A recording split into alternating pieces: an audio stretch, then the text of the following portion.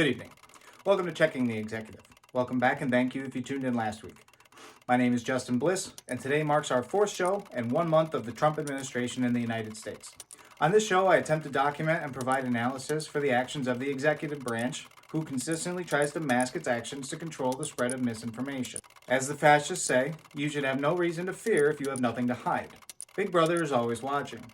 On this show, I have tried to stay away from mentioning the quintessential totalitarian novel, 1984 by George Orwell, as it comes across usually as fear-mongering and alarmist. Until tonight. There are several concepts mentioned in the book that have been in use for quite some time, but are being brought to the national limelight on a more consistent basis that we as a nation need to recognize and resist. And with that, here are this week's top stories. President Trump continues his war against the Department of Education. Confirmed as his Secretary of Education and tag team partner against the new woke order is ex-WWE CEO Linda McMahon. The two are both inductees into the WWE Hall of Fame and are planning to take on the Department of Education in a tables, ladders, and chairs match. Appointing a leader of a department Trump has already declared defunct is hypocritical, which the administration seems to have no problem with. Except the hypocrisy is strategic. It's much more sinister when we dig under the surface of it. Doublespeak was a core concept in 1984, and it is a compulsory component of fascist institutions. It refers to the idea that two conflicting and contradicting ideas that normally cannot be true at the same time are both true to the true believers in the fascists. If President Trump came out and said that 2 plus 2 is equal to 5, about 33% of the nation would accept this as the truth. But for science, engineering, mathematics, finance, and anything that exists as rational exercise, 2 plus 2 must equal 4, or it doesn't work. Planes fall out of the sky, boats sink, bridges break, because the math is simply wrong. Therefore, as proof of loyalty to the party, the fascists must accept the fact that both are true at the same time, while never acknowledging this in the public eye. President Trump has publicly stated that he hates the Department of Education and wants it destroyed, to cease to exist. He appointed a Secretary of Education to meet that end. And yet the Office of the Executive sent a notice to education heads in all 50 states last Friday that they have 2 weeks to remove all diversity, equity, and inclusion, DEI, programming from public schools or they will risk cutoff of their federal funding. Not only is this a gross overreach of the federal government into the states' rights to set their own education departments, but it is a clear weaponization of that arm of the executive branch that President Trump already stated he wants to completely destroy. We will be following this story to see how it turns out, as there are sure to be lawsuits to follow to contest the action.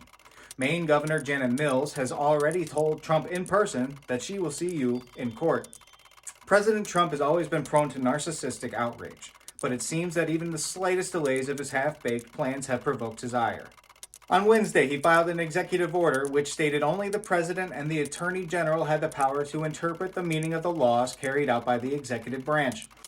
The executive order states all federal agencies, inclusive of independent regulators, are now subject to direct White House control, that regulations cannot be issued without presidential approval, that all federal employees must follow the President and the Attorney General's interpretations of the law, and that a White House liaison is to be appointed in every independent regulatory agency to enforce direct presidential control.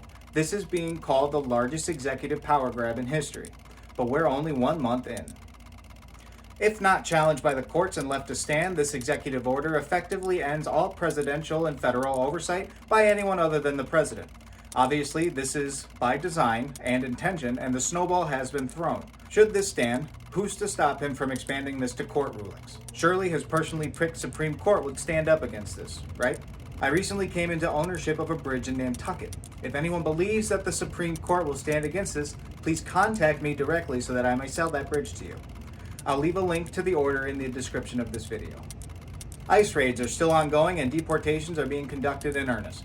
In a not-so-shocking discovery, an active, far-right, racist Twitter account under the name Glomar Responder is owned and run by Immigration and Customs Enforcement's Assistant Chief Counsel, James Rodden. The Twitter account has since been made private.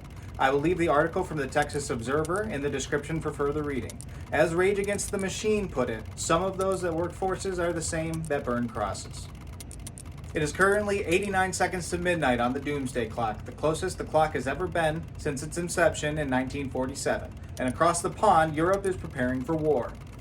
Members of NATO are valiantly standing behind the Ukraine against Russia's escalations and are reportedly sending a defense aid package which totals close to $700 billion.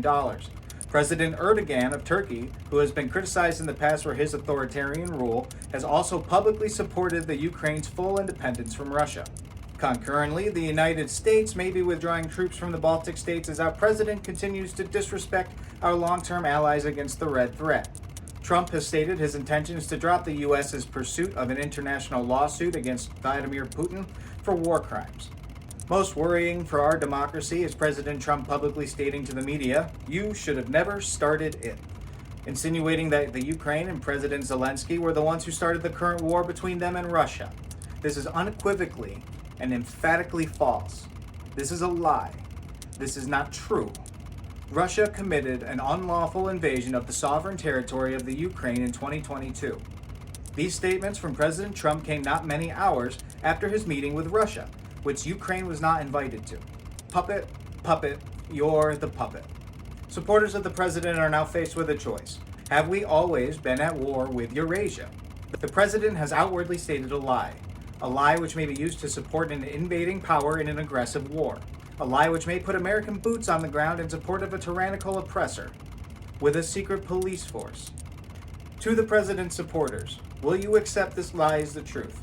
Will you do the mental dance necessary to make this a conceptual reality in your mind alone? Have we always been at war with Eurasia? Or is the president lying to you?